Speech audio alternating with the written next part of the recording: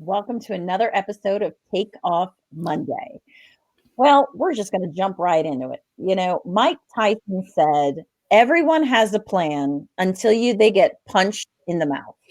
And I'm not sure how many times in my life I find myself agreeing with Mike Tyson, but he is absolutely right on this one. When life knocks you on the floor, you have two choices: stay knocked down or get back up.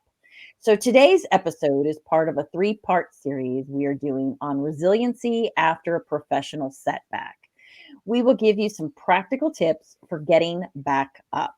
My name is Rosanna Catalano, and I'm coming to you live from my home office in Tallahassee, Florida. I'm an attorney, a business professor and consultant, a lobbyist, and a career coach. I founded the company Rocket Ship Consultants to help people who wanted to change their trajectory. We help individuals wanting to make a career transition and advise business owners on leveraging government resources or the power of video streaming and podcasting to grow their business. I'm Joy Tootle, and I'm a part of the professional team here at Rocket Ship Consultants. Our team is made up of attorneys, and each of us, including myself, have a really unique background. I spent years working in private practice, and then I worked in healthcare. I'm a former assistant attorney general and former executive director of the Florida Board of Medicine. I was appointed by the governor to serve as a consumer member of the Florida Board of Medicine, and I've also spent years teaching at the university level. I have spent the last year really jumping headfirst into this podcasting and video streaming with Ro on shows like this one. I've been looking forward to today's episode on resiliency after a professional setback because so many of us have experienced hiccups and bumps in the road, especially now during the pandemic. Exactly.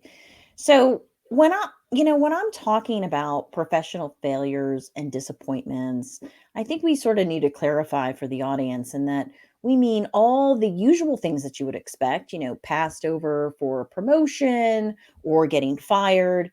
But also this umbrella comes things like a lack of energy or passion for your work and, working for a big jerk. We've all been there. So, how do you stay resilient and motivated to keep going? Many of the steps we're going to discuss in this three-part series can be used in your personal life too, when you experience a setback. So, I've used these steps to bounce back, and so have our clients. Right. And I think that the very first thing you have to do when you experience a setback like this is to realize that it's okay for you not to be okay and not to feel okay. When you experience a professional failing or disappointment, the first thing you have to do is accept the emotions that come with the failure or the disappointment. You can be angry, you can be in shock, you can be sad, you could be enraged, be upset. Do not fight those feelings. Don't self-medicate. Just allow yourself to feel the emotions. It's completely understandable. It's totally reasonable. It's perfectly okay to not be your very best self immediately following whatever that situation is. The best thing you can try to do is to limit those emotions from overwhelming you all day and to mentally designate times when you allow yourself to feel those emotions. That way you can let the emotions out, but at times when you maybe have privacy or when you have a listening ear or just when it's an appropriate time to have your breakdown or your meltdown and not when it's an inappropriate breakdown, because then that could lead to further issues. So, Ro, tell us, have you experienced any professional setbacks? Oh, yes. yes, I have. Before you fully answer, should I not answer? Detail. Let's take a quick commercial break. And when we come back, you can expand on my question. I will. At Rocket Ship Consultants, our mission is to launch your business, career, or podcast. Our team works with you to start and grow your business with fresh ideas and inspiration. Let us make key introductions on your behalf and leverage our network of contacts. Talk to us before you send your application in for a new position, a university admission, or a scholarship. From resumes and interview preparation to negotiating offers, our experienced career advisors can help you at all levels achieve your career goals. Let us help you take that dream you have for a podcast or video and turn it into a reality. Rocket Ship Consultants offers a variety of services, so check out our website at rocketshipconsultants.com. Take off with Rocket Ship Consultants and launch your business, career, or podcast with us.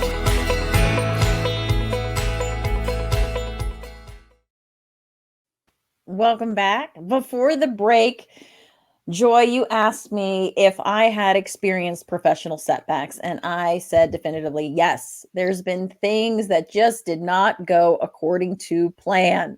I had big plans and got all squirreled around along the way, and I think most people have. I've had my share of professional disappointments and failures and things that I would consider a catastrophe. Maybe somebody else looking in the window wouldn't, but for me, it was. So when they happened, we talked about designating a time, and I tried very hard when things don't go right to designate a time that I'll allow myself to be upset about it, because sometimes you still have to function, you still have to work, you still have to do other things in your life, and you can't just be dragged down with emotion. You have to keep going.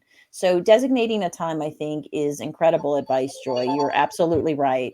So I've allowed myself time to cry or curse every time I was in the shower. And that's usually my designated time to have all my feelings. And now, if I'm being completely honest, this didn't work as perfectly as I had wanted. I cried or cursed various times throughout the day, but I really did try my best to do my heavy emotional crying and cursing in the shower. The real trick here is, don't beat yourself up if you don't absolutely adhere to your strict plan and timing. But the trick here is to not stay in this first step where you are feeling all the feelings. But many people get stuck right here in this first step of being okay, not being okay. They just stay not okay. And 6 months later, there they are still talking about how they were passed over for a promotion. Look, you need to give yourself a long weekend. 3 days is a good rule of thumb. And then you have to pick yourself up off the floor and get cranking. That's excellent advice. So allow yourself to feel those feelings, but don't allow yourself to stay stuck in those feelings for too long. The second step, I think, requires you to actually focus on your health. After you have all the feelings and eat all the ice cream, then you need to physically be kind to yourself. Take care of yourself. Take care of your body. Take care of your mind.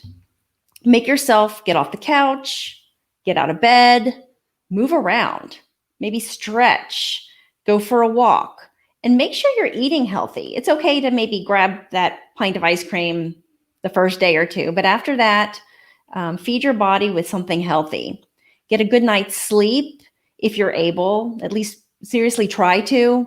Going back to the basics of good physical health will always help clear your mind and get you into the mindset you need to propel yourself forward.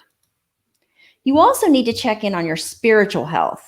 Reconnect with your inner strength. For different people, I think that takes different forms. But do what works for you to build your inner spiritual strength. That is such good advice. I think we often, jump from the feelings step, and then we immediately are, back to planning and goal setting. And I think there's some steps in between that we all need to take. And one is definitely, you're right, take care of your physical body. I know I always feel better when I've had a good workout and I've eaten healthy. I can think better. So great advice.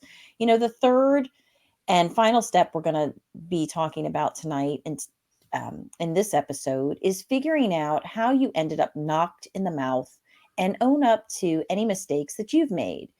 Social psychologists have found, that high achievers usually take a little too much credit for their success and put a little too much blame on external factors for their failures. It's a way that they protect their self-esteem but it also prevents them from learning and growing.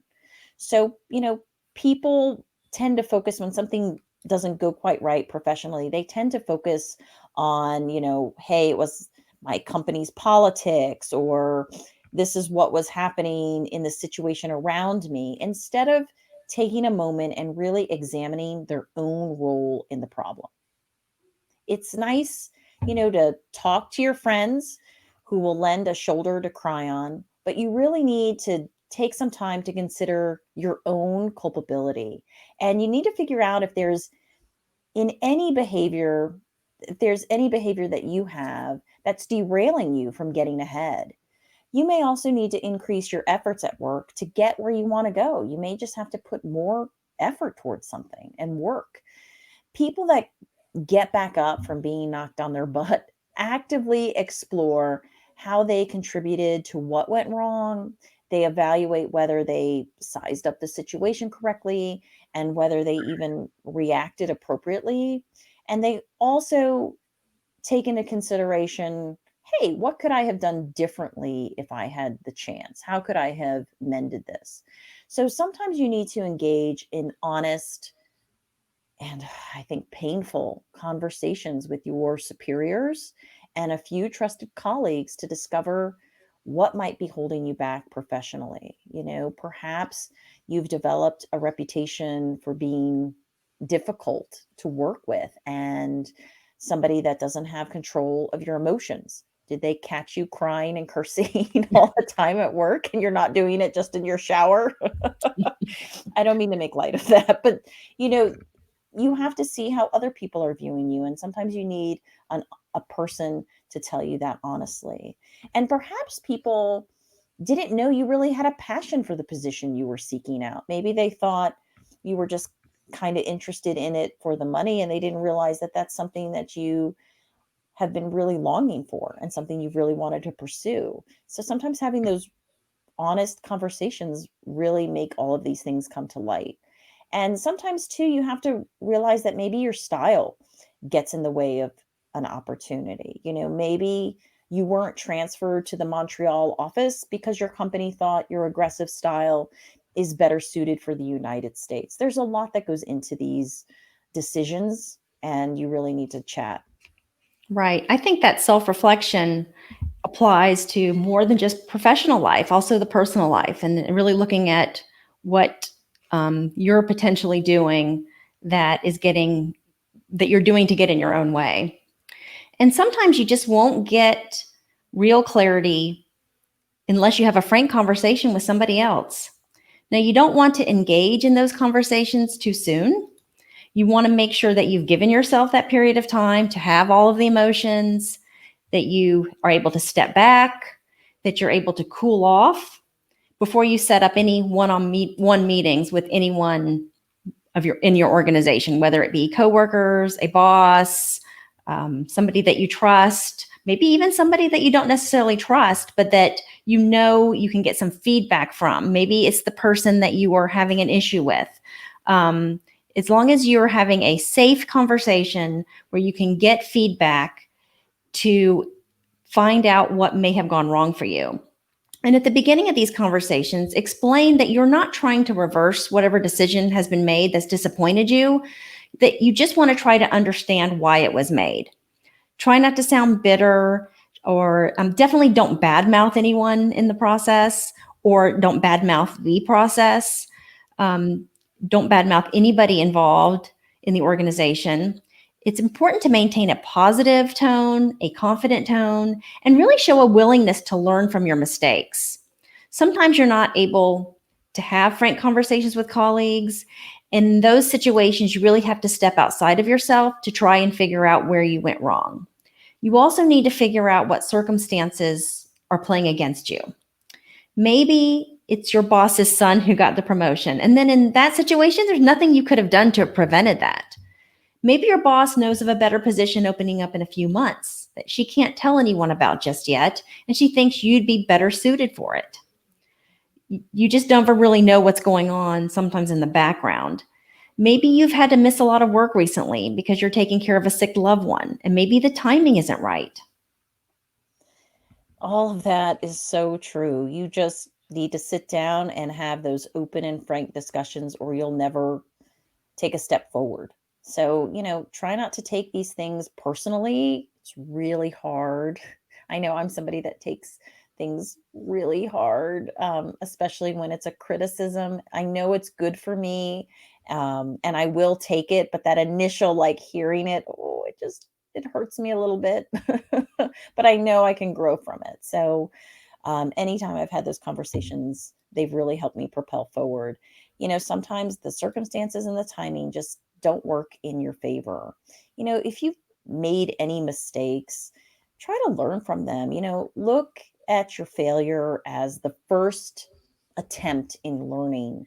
And don't be afraid to seek a professional to help you do this step too. It can be a godsend to have an an outside perspective on things, whether that is a trained psychologist or, a career coach like us.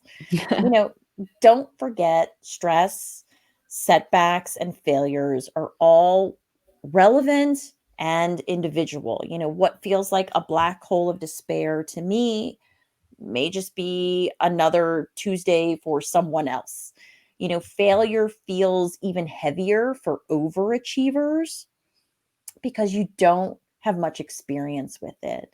And this is why it's good to talk to outsiders and get some fresh eyes, some fresh perspective on your life. Failure is definitely something that I think pretty much everyone can relate to. Yes, unfortunately, that is something we all have in common, but I think that we're too proud or embarrassed. Maybe there's a little shame to it, that we don't talk about it as much, and it's hard. I agree. Definitely. Well, this concludes part one of our three-part series on resiliency after a professional setback. Please follow our company on social media. You can find us on Instagram, Facebook, Twitter, YouTube, LinkedIn. We're at Rocket Ship Consultants. Like or follow those pages and share our contact with your friends, your family, or your colleagues. We produce a number of video shows and podcasts for other companies and groups. So be sure to check out our Facebook page because we showcase those there. And if you have a future topic suggestion for this show, be sure to put them in the comments below. You can sign up for our company's newsletter and read our blog by visiting our website, rocketshipconsultants.com. That's rocketshipconsultants.com. You can also contact us through our website to set up a free consultation. Our contact information will be up at the end of the show. And that wraps up our show. Good night. Good night.